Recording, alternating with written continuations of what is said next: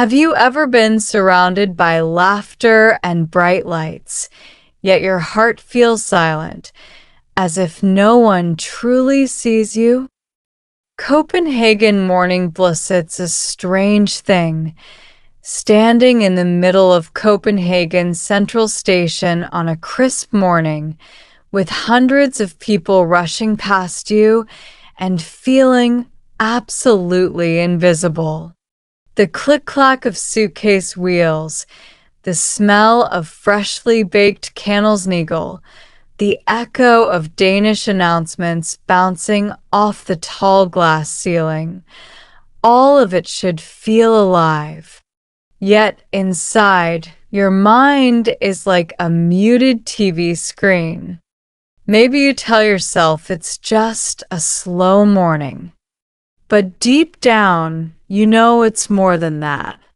It's that silent ache of being surrounded by people, yet not with them. This is not about physical space. After all, Copenhagen isn't exactly empty. It's about the strange gap between presence and connection. Psychologists call it emotional dissonance, when your environment says you should feel one thing, but your inner world refuses to match. You look around, a young couple laughing over their takeaway coffee, an older man flipping through a newspaper, a group of students chatting in a mix of Danish and English.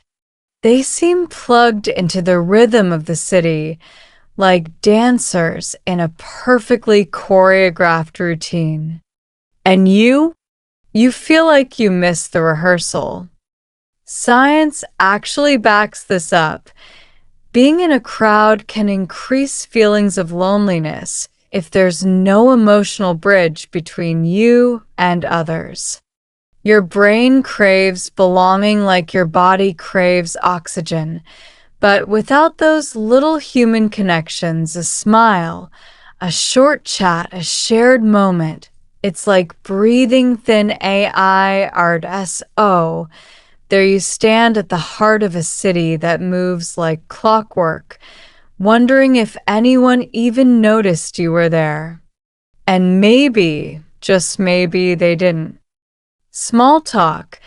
Big Gap, the little coffee shop on Vesterbro, smells like roasted dreams.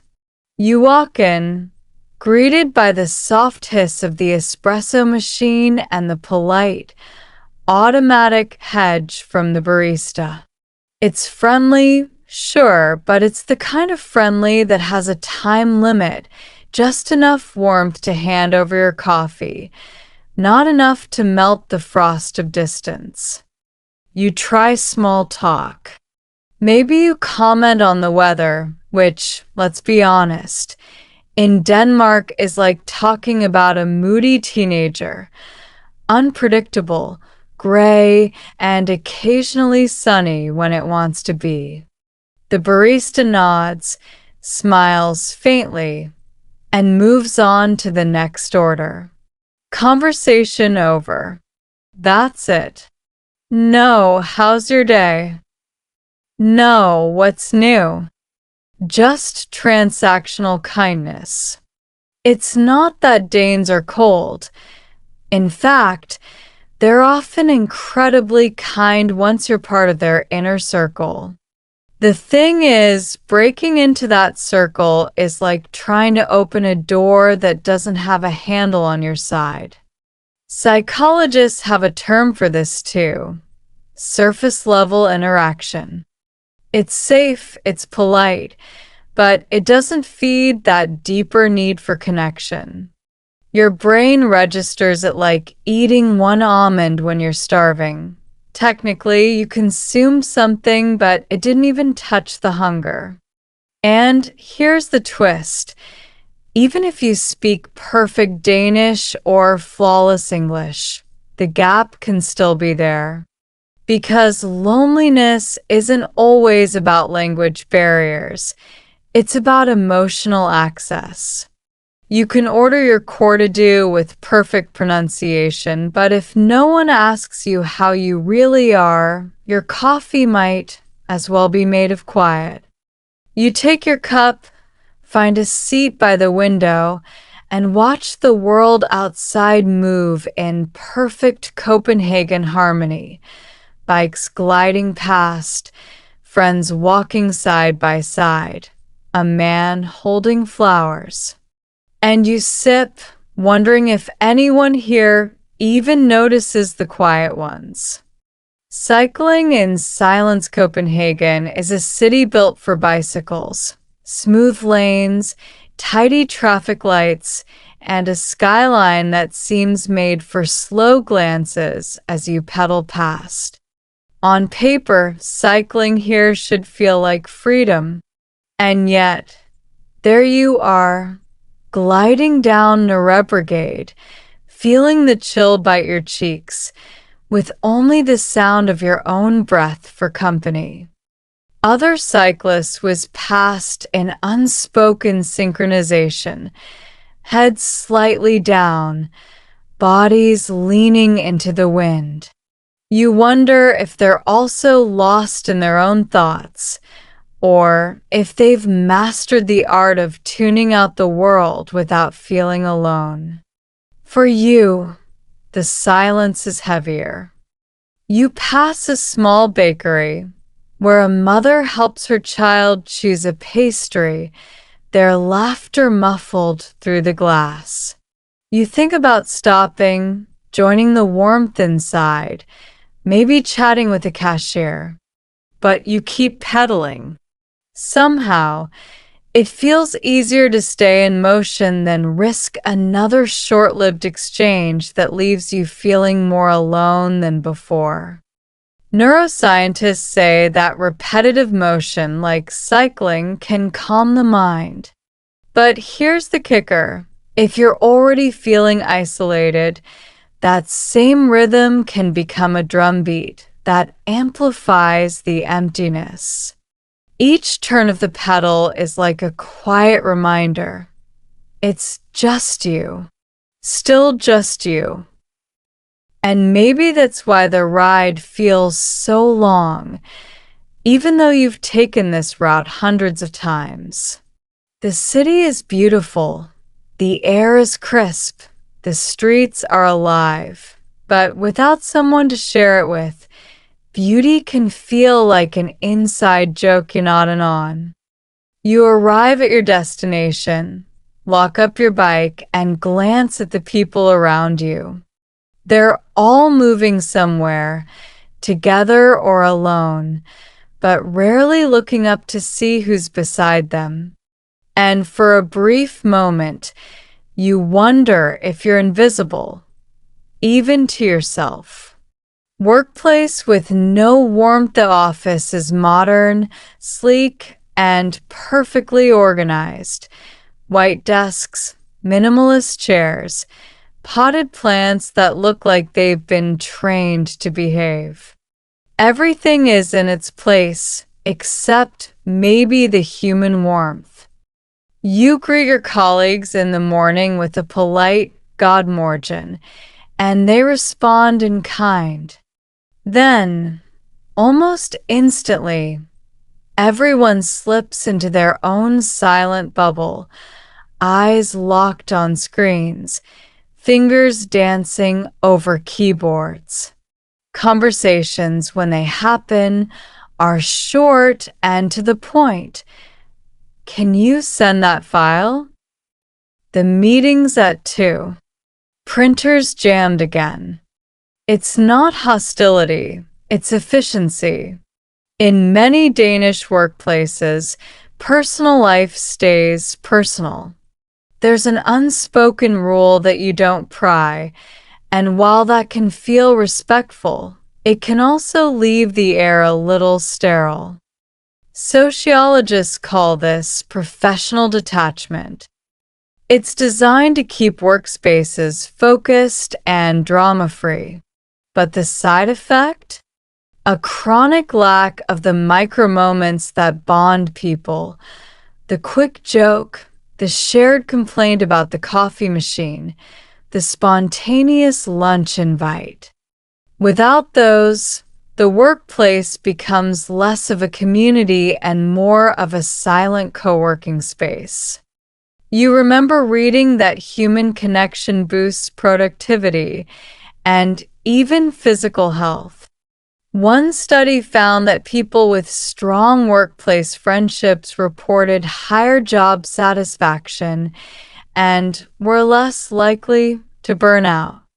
But here, even during lunch, people scatter. Some eat at their desks, some head out alone, others scroll their phones with the kind of focus usually reserved for defusing bombs. By 4 p.m., you've finished your tasks, but the real weight isn't in your inbox. It's in that quiet sense that no one here would notice if you didn't show up tomorrow. Not because they don't like you, but because they've never really known you. And as you pack up to leave, you realize sometimes the coldest places aren't outside in the Danish winter. They're under perfectly warm fluorescent lights. Friendship on screens, it's Friday night. Instead of meeting friends in person, you're curled up on the couch with your phone glowing in your hand. Notifications pop up, a meme from someone in another country, a like on an old photo, a quick voice note saying, "We should catch up soon." The problem? Soon never comes. Your social world exists mostly in pixels. Messages bounce back and forth, full of emojis and LOLs, but you haven't shared a meal or a walk with these people in months, maybe years. It's connection, but it's not presence. Studies show that digital interaction can trick your brain into feeling socially satisfied for a while. Dopamine fires when someone replies to your story or sends a heart on your message. But like eating candy for dinner, it doesn't last. When the screen goes dark, so does the illusion of company. You think about the last time you had a real face-to-face laugh, the kind that makes your stomach hurt. Maybe it was last summer, sitting by the canals with friends. Or maybe it was so long ago, you can't remember. That realization stings. In Denmark, where people value personal space and privacy, making new friends as an adult can feel like trying to grow plants in winter. It's not impossible, but it requires extra warmth and care. Online, everything feels easy. You can send a message in seconds. Offline, there's the awkward dance of schedules, invitations, and small talk before trust grows. So you keep scrolling, tapping, typing. Your phone battery drops, your tea goes cold, and you wonder, if all my friends live inside this little screen, does that mean I live there too? Sunday in Nyhavn on a Sunday afternoon is like a postcard that's come to life. Rows of colorful 17th century buildings, the gentle sway of boats in the canal, and the murmur of tourists speaking a dozen different languages. You find a spot on a wooden bench, coffee in hand, and try to soak it all in. From the outside, it should be perfect. The sun glints off the water. A street musician strums a soft melody, and somewhere nearby, someone is eating a plate of fresh smørrebrød. But inside, there's that familiar echo, the one that whispers you're here, but not part of this. You watch couples leaning in close, laughing over private jokes. Families share ice cream, pointing at the boats. Groups of friends pose for photos, capturing moments they'll later tag with Nyhavn and Huga. You, on the other hand, sip your coffee slowly, feeling like a spectator instead of a participant.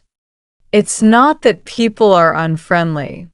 A tourist sitting next to you might smile politely, maybe even ask for directions. But as soon as the interaction ends, they turn back to their world, and you to yours. The connection is as brief as the shadow of a passing cloud. Psychologists say that loneliness in crowds often comes from social exclusion perception, the feeling that others are bonded in ways you're not.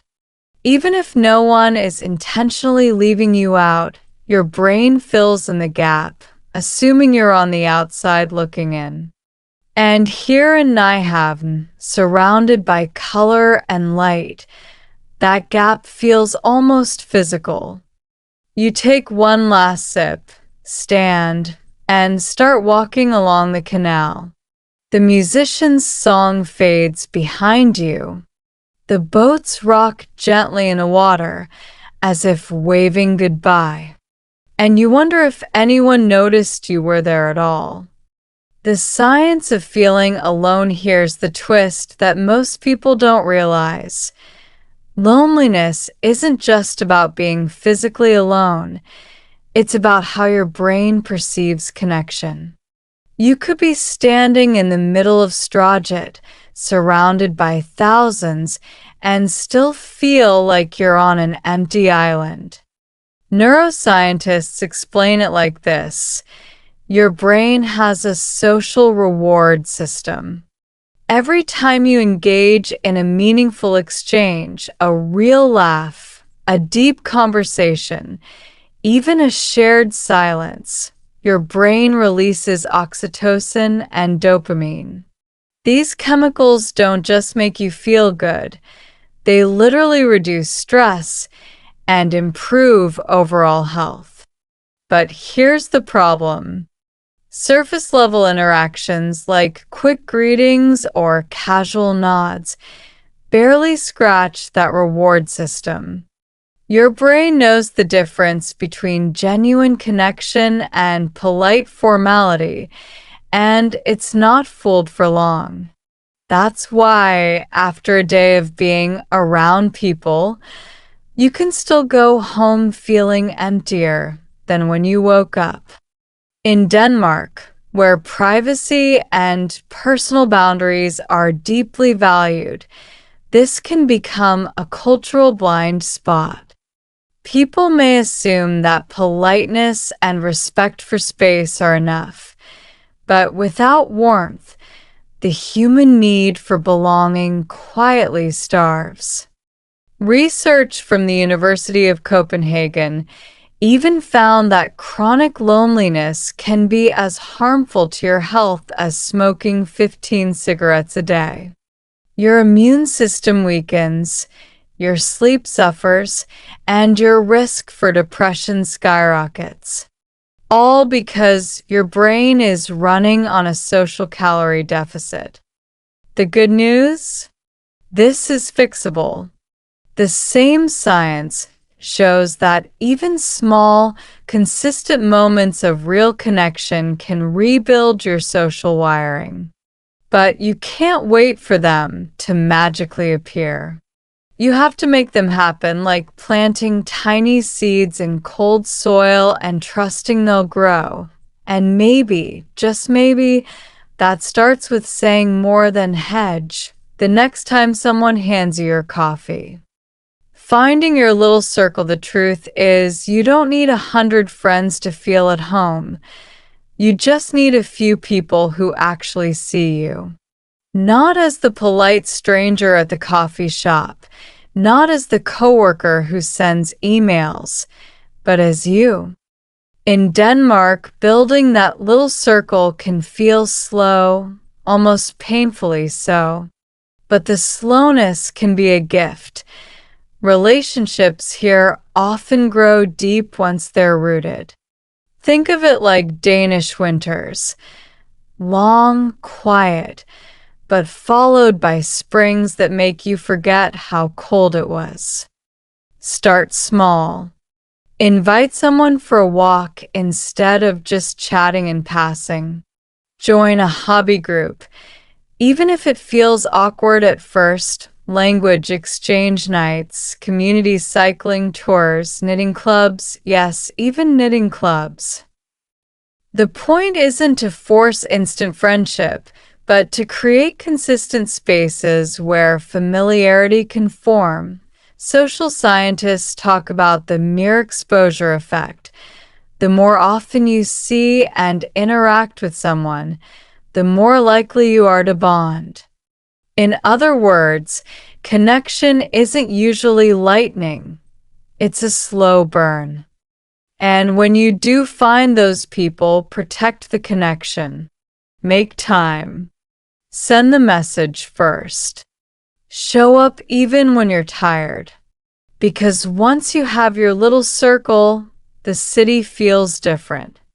The bench in Nyhavn isn't just a bench. It's where you laughed until you cried.